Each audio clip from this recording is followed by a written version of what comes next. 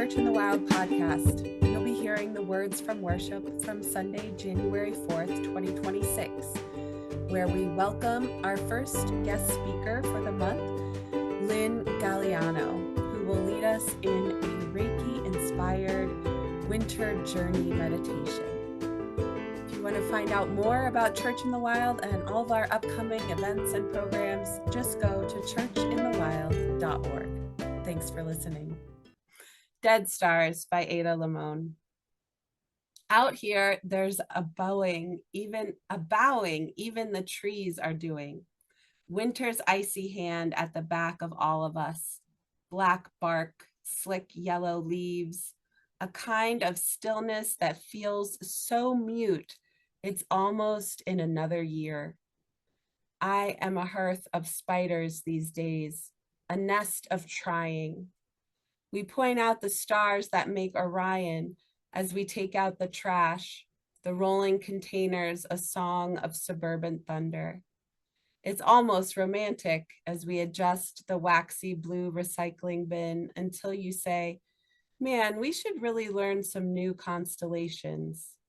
And it's true.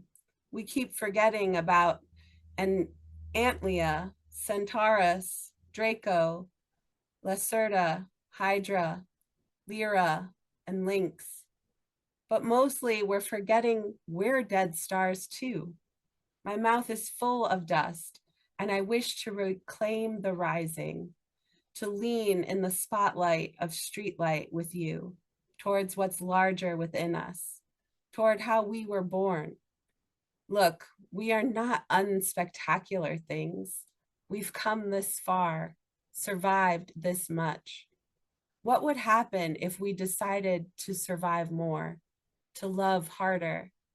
What if we stood up with our synapses and flesh and said, no, no to the rising tides, stood for the many mute mouths of the sea, of the land? What would happen if we used our bodies to bargain for the safety of others, for Earth? If we declared a clean night? If we stopped being terrified, if we launched our demands into the sky, made ourselves so big, people could point to us with the arrows they make in their minds, rolling their trash bins out after all of this is over.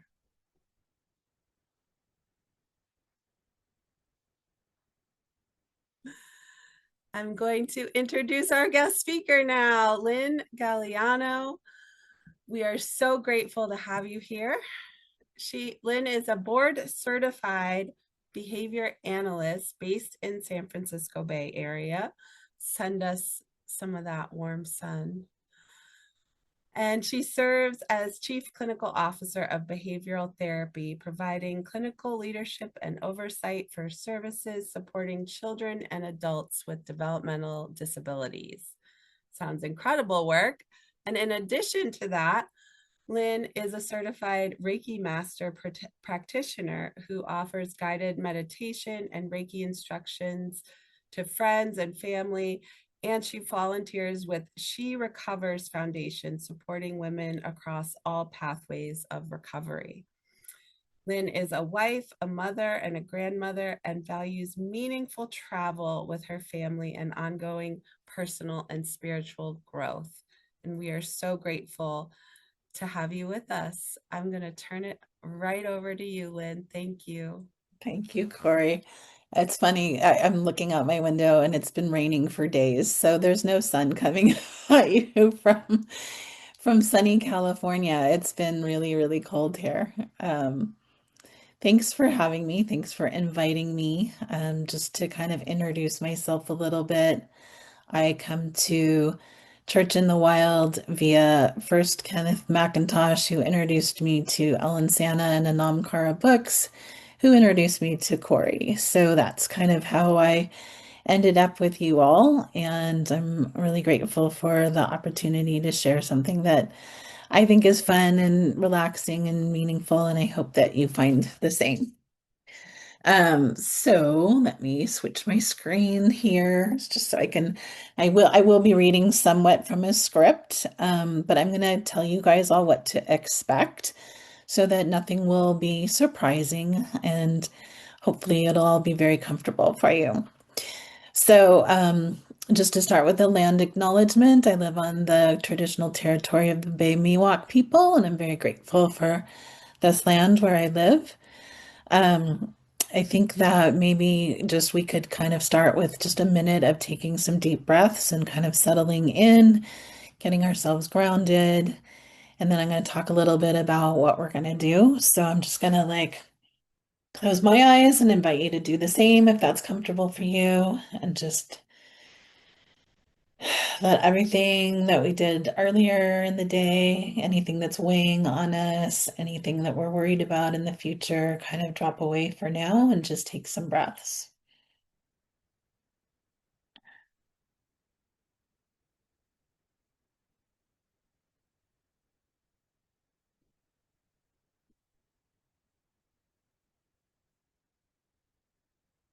So today we're going to do a guided meditation that I wrote that was sort of inspired by winter solstice and the winter holiday season. The music that Corey shared, I think resonates with the deep winter journey theme called The Reindeer Herder's Yoik. It's by an indigenous Sami artist whose name is John Henrik Fjallgren. Fjallgren, I think is how you pronounce that. Yoiking is the traditional deep personal vocal art of the Sami people, representing one of Europe's oldest singing traditions. It's not just singing about a person, an animal, or a place, but it's evoking the essence of that subject, often using words, melody, rhythm, or sounds to convey complex emotions and stories. And so then I will speak for a while, offering some guided imagery, allowing pauses for you to dream and co-create on your own with your own imagination. Then at the end, there will be 7 minutes of silent meditation, after which we will come back together as a group. You'll be welcome to share about your experience or not, but there's no pressure to share and you won't be called on to speak. During the journey, you can have your video on or off. You can be sitting or lying down, however you're most comfortable. Just make sure that your microphones are muted during the meditation so background noise isn't accidentally picked up. And you may want to grab a pen and paper to journal about your experience afterwards. As Corey mentioned in the flyer, this is a Reiki-inspired meditation. Many people think of Reiki as something you go and get or do, like giving or receiving a massage. Images on social media typically show a person lying down with another person, either gently touching or hovering over that person with their hands. And it's believed that there is an energy transmission happening. While that's true, Reiki can certainly be practiced that way. This inspiration today comes from a different origin of Reiki practice. So, just for a very basic introduction, Reiki in some form or another has been practiced by people all over the world for unknown lengths of time, but likely thousands of years. The current popular form of the system of Reiki is a Japanese cultural practice founded by Mikao Usui in the early 1900s and brought to the West after World War II by a lady named Mrs. Takata. And today there are like dozens of different versions and lineages of practice of Reiki. I have been trained in three: Usui, Holy Fire, and Kali Ki Reiki. Tonight's offering is inspired by the Holy Fire lineage, which pulls heavily on more of a shamanic guided meditation experience. Usui Reiki, the Japanese form, is more of a Zen Buddhist meditation technique, like stilling and emptying the mind and freeing yourself from distracting thoughts. The Western form of Reiki, Holy Fire Reiki, inspiring this meditation is more shamanic and active, asking you to engage with your imagination and allow yourself to visualize whatever your spirit may bring to mind. The word Reiki means universal life force energy and is not related to any religion. I will not be channeling energy in terms of trying to send each of you something that I create or control myself, but instead hold a safe container for you to each individually access that which Creator wants to offer you as your own unique gift for your greatest and highest good. My intention is to hold a space where the light begins to return to us deep in winter. I believe that we all have a shared purpose of being shining lights to one another, and that Reiki can help reveal our individual light and purpose. So, with that inspiration, I wanted to offer a winter celebration where we could gather together with a collective focused intent to be still and quiet in this time of turning winter and focus on how in the next year we want to manifest being bearers of light in the world in our own unique ways. When I do group energy work, I often begin by making this statement, and I'll share in case it's helpful. It's a little bit of a prayer. Mother, Father, Creator, may this work be for our greatest and highest good, as well as for the greatest and highest good for all whom our lives touch. May our collective energies be gathered in love and compassion and be of benefit to all of life, allowing us to connect and contact that which is in alignment for our highest purposes. We are here, we are open and available for your inspiration. So may it be. So please make yourself comfortable. And if you would like, I invite you to close your eyes and take some deep breaths and breathe in deeply into your low belly. Let it softly and gently inflate like a balloon, and then rest again.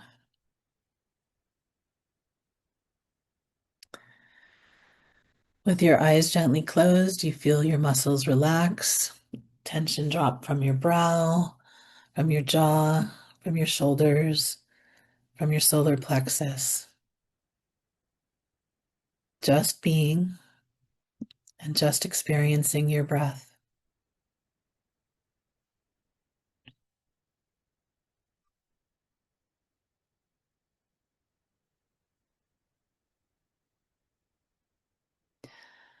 We find ourselves gathered outside at an old inn, large, rustic, built by stone and wood on the edge of a snowy forest. The smell of a fire in the fireplace permeates the air with woodsy smoke. It is early morning, and dawn's light is just peeking out over the treetops. A guide greets us and tells us that we are going to embark on a magical journey into the forest. First, he gives each of us a mug or a cup of a hot drink to take with us.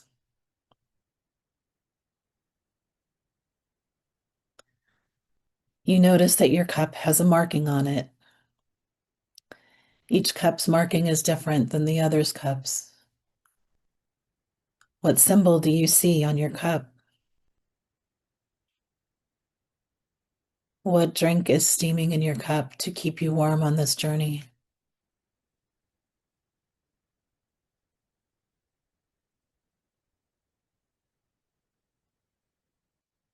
You can feel and hear some thin snow crunching under your feet as you start walking, following the guide. The cold earth peeks through with some twigs and sticks and a pine cone here or there.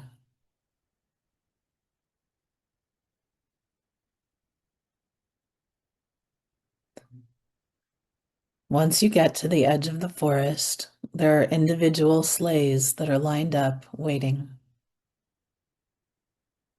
Warm blankets and pillows fill the sleigh, and you're comfortably offered a seat inside.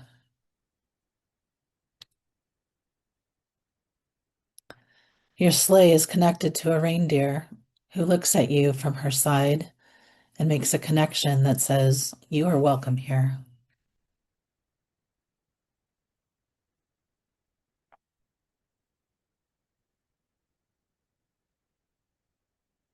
Each reindeer begins walking their own path through the forest, taking you on a journey that is meant just for you.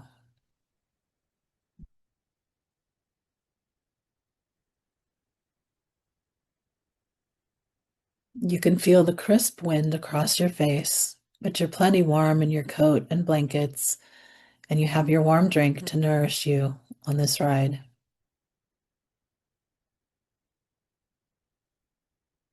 Up ahead, you spot something shining in the distance, reflecting the early morning light. As you come closer, you discover that it's a small pond of partially frozen water, but can see that there is something alive and moving inside the pool. What is it that you see?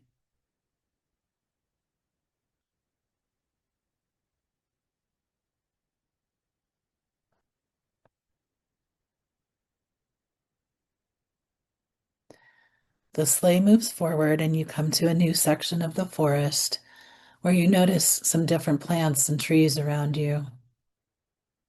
What plants do you see? Do you find any other type of life peeking out at you through the branches or moss?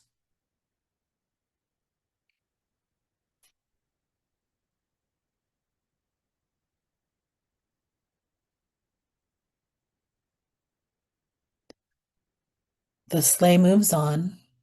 Your reindeer trods up a gentle incline to a break in the forest where there is a hilltop allowing you to see for many miles in all directions.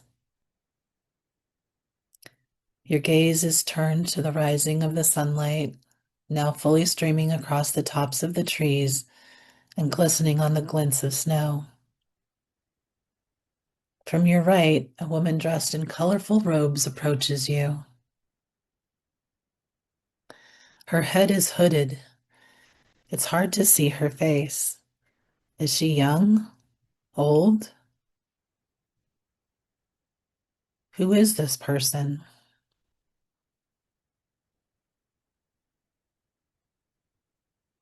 Without speaking, she offers you a gift of a lantern.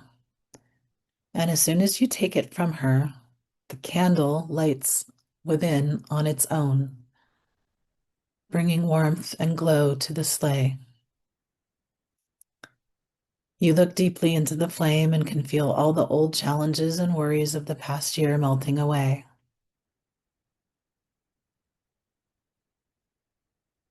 The flame grows brighter and envelops you in a feeling of warmth and safety.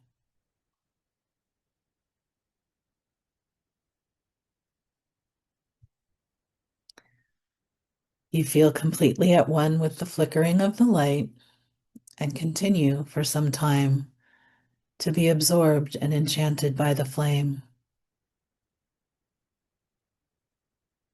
It appears that the flame is shooting out individual strands of lights in 8 directions. Follow the lights.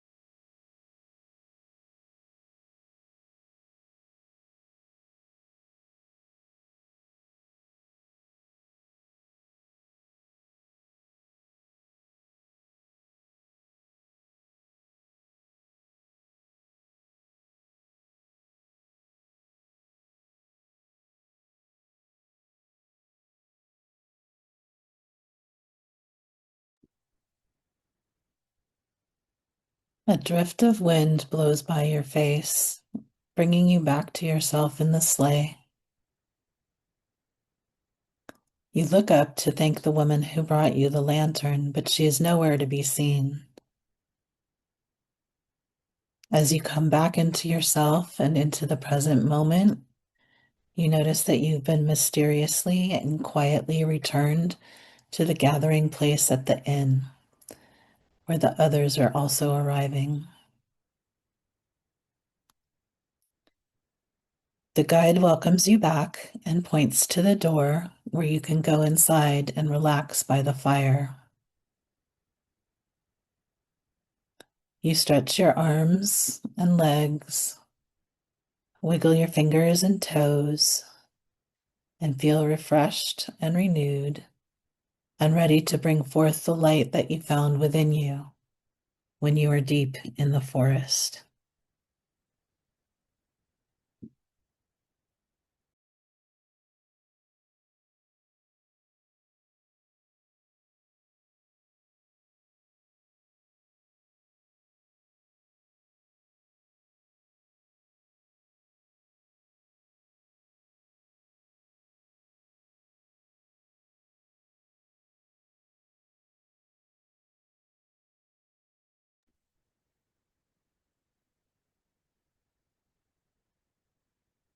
And when you're ready, you can open your eyes, but there's no rush. I will close this with a version of the Lord's Prayer that my friend Michael Dodd wrote. Our Father, the Son, our Mother, the Earth, hallowed be thy many, many names. Thy seasons come, thy love be done, on earth as it is in the heavens. Give us this day all that we need, and look upon us with compassion as we extend compassion to one another. Lead us not further into the sorrows of the overculture, but deliver us ever deeper into the mystery. Amen. Thanks for listening. If you want to support Church in the Wild and the work we do in striving for environmental and social justice, just head on over to our website, churchinthewild.org, and click the donate link at the top. There you can make a donation, set yourself up as a recurring supporter, or you can buy something from our Redbubble shop. We're so glad you're with us on this journey, following the Spirit through creation, adventure, and restoration. Until next time.